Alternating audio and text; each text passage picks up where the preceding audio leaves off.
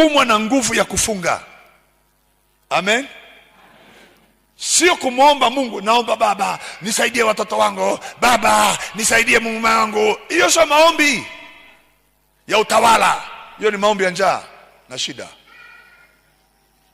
Mimi nazungumzia maombi ya utawala. Sema amen, amen.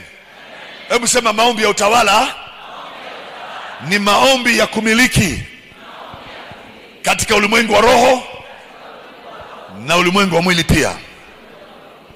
Ukishapita kwenye hilo anga la mwana, mrithi na mtawala, ile eneo la tatu, tuko mahali pa juu sana. Tuko mahali pa juu. Lolote unaweza kulisema linatokea. Sema amen, amen. Lolote unalolisema maana liko kwenye eneo la utawala la mamlaka, linatokea. Linatokea. Sema amen, amen.